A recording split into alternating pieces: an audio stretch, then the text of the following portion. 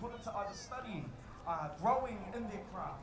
The amount of, in some cases, generations that have been involved in something that this week we've been told we can no longer do unless we get a vaccination.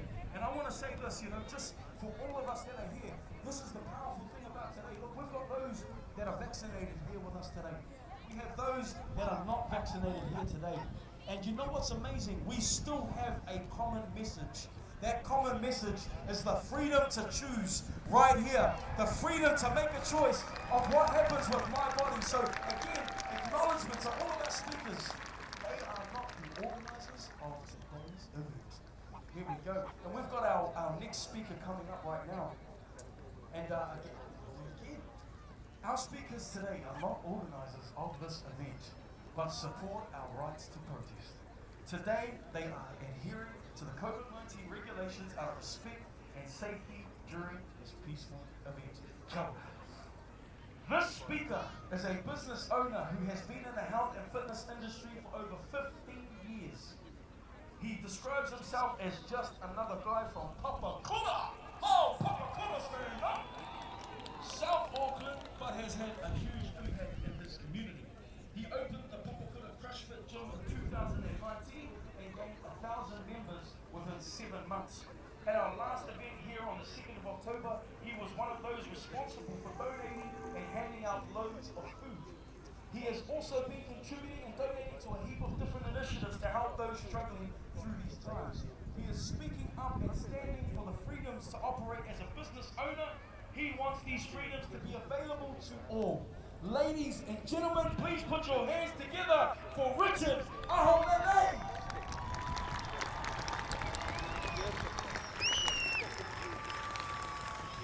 Thank you guys. Hey, I've always wanted to do that. You see it on the 1 PM or 4 PM announcements. So thank you.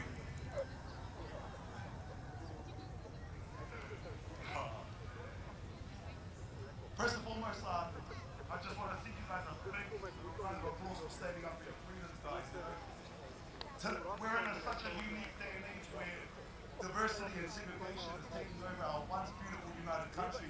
So I want to give you guys a round of applause right now for standing up for what is right.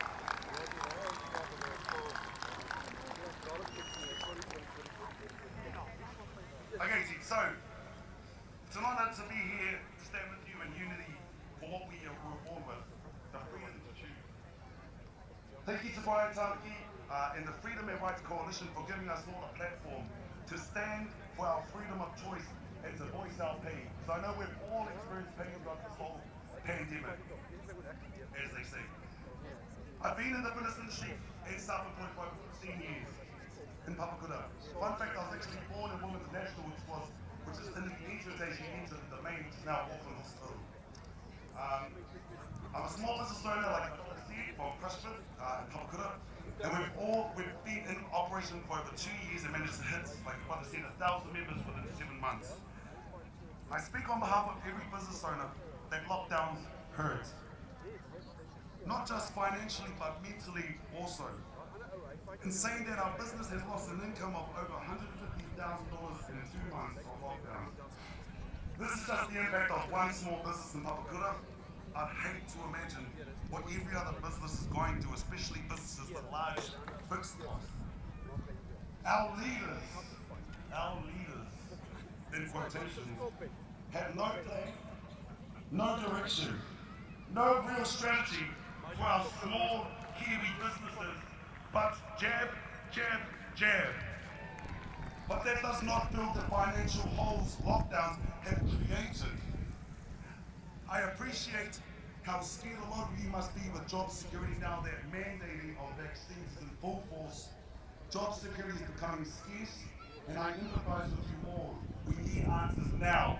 We need a fair plan, and we need to stand up for our rights. We are experiencing unprecedented unemployment with over 7,000 Kiwis applying for the unemployment benefit since the Delta outbreak, indicating now that over 195 Kiwis are now without independence and now reliant on this communist government. New Zealand stated that from lockdown 2020, New Zealand stated lockdown 2020 to August 2021, GDP rose 2.8%, well ahead of market estimates. However, the increase in GDP is obvious with an unrestricted environment and people forced to stay home and spend with no international travel. You don't have to be a rocket scientist to know how the local GDP was achieved. Lockdowns, sorry, guys, one second. What's been happening is the growth has been consolidated and accelerated into the bigger international corporations and firms at the expense of Kiwi small businesses. Small businesses don't have the resources to operate under severe lockdown restrictions, as the big ones do, and the government leadership focused on those with the capability to operate under level 4, which forced small businesses to close and sit on the sidelines and watch. A classic example was the butchers and veggie stores. Big operations like KFC, McDonald's and so forth have been have had spectacular market growth around the world, not because they are better, but because the small business operator that would have competed against them isn't there anymore. People have been forced to use the large corporations because of the lack of competition. Now here's some facts. The alert level split between Auckland and the rest of the country is costing the New Zealand economy $800 million a week, which was quoted by ASB. In the 3 months before August 2021, there were 12,000 business closures in New Zealand. With Auckland, our lovely Auckland, who seems to be in the spotlight constantly, who we feel like we are in an I Am Legend scene, being the worst hit region with over 5,000 business closures. That's not including this lockdown period. The number of new businesses that opened nationally in the last 3 months was 7,625. This was the lowest level of openings for a quarterly period since January 2014. ASB chief economist Nick Tuppy said when the entire country was locked down, there was $1.9 billion worth of activity each week lost or limited because of the restrictions. $800 million of activity a week was prevented due to restrictions amid the COVID alert level split, with Auckland still in level 4 while the rest of the country was in level 2. Auckland made up about 70% of that loss. Auckland Business Chamber Chief Executive Michael Barnett said this lockdown could deliver the final blow for businesses already on the edge of closure, especially those struggling in the tourist and hospitality sector. And we've seen that. I think it was on the news late. I think the restaurant Europe shut down recently, which was sad. Lockdowns cost New Zealand $13 million per hour at level 4 and $300 million per day at level 3. When Labour took office, national debt was sitting around $40 billion. Now it's pushing $127 billion. $61 billion of that was the COVID emergency response, which was spent on multiple un-COVID related issues like the Three Waters reform. I don't want to get into that. How was that COVID related? And now this government has been approved for an additional $41 billion. Let's put that in perspective. Each household now owns $70,000 of that debt. Now, put your hand up if you put your hand up for that. Did we sign up for that debt? No. Go to the bank for that debt? No. So why do we have that debt? My conclusion, we need to stay united, New Zealanders.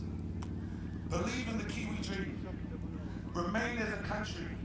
And remember that whether you are vaccinated or not, neither decision let this virus in. It was the current cabinet's incompetence and reactive processes that have put us into the situation for the second time. We all identify with the Kiwiana way of life.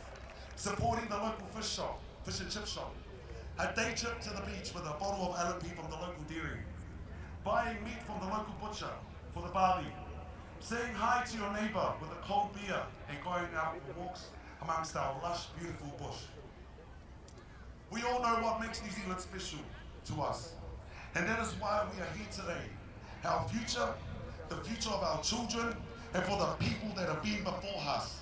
We must fight for our freedoms which are in jeopardy once more. This time the war isn't guns and bullets, but an invisible virus that's been inflated by scarcity, propaganda, and being used as a smokescreen to what's really taking over this beautiful country, socialism.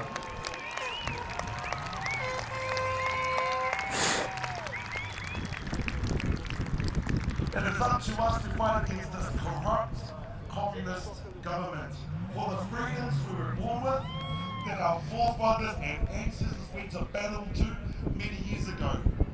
Is that not right? Our forefathers served